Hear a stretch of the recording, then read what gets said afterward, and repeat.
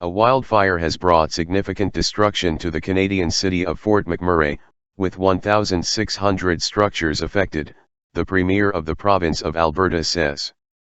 Rachel Notley said the fire was still on the move, with more communities, including the airport area, in danger.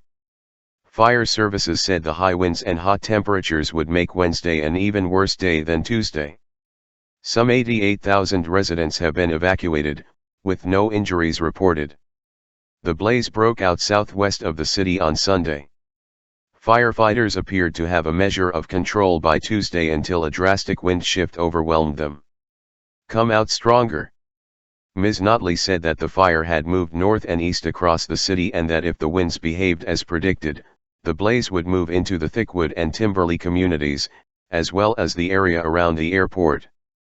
Fire officials said the size of the blaze was now 7,500 hectares, 29 sq miles, and it was being tackled by 100 firefighters, with efforts focused on downtown, the Gregoire area and the airport.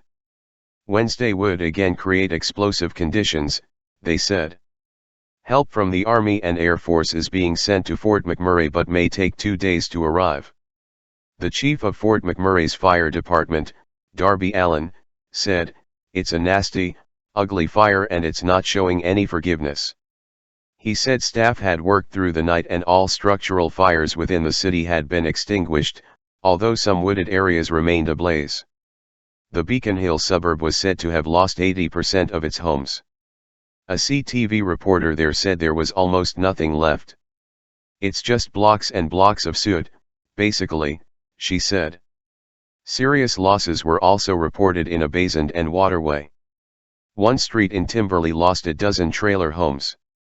The Alberta Premier, who is expecting to arrive in Fort McMurray later on Wednesday, said the downtown area was at present mostly unaffected.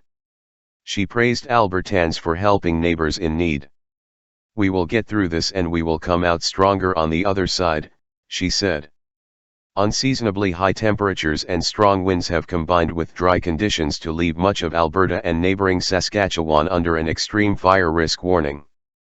Prime Minister Justin Trudeau said he would send military aircraft to help if they were needed. He said, "We all have to work together to come to the aid and support of people who are experiencing terrible tragedies, losing their homes, their jobs, and everything they own." Fort McMurray is a major center of Canada's oil sands industry, with vast oil reserves, and a major evacuation of staff was ordered. Suncor Energy said its main plant was so far safe but crude production was being cut. Shell Canada said it was opening its camp to evacuees. Canada Post has suspended all deliveries to Fort McMurray. On its tourism website, Fort McMurray describes itself as the gateway to the north, a region which is home to the third largest reserves of oil in the world behind Saudi Arabia and Venezuela.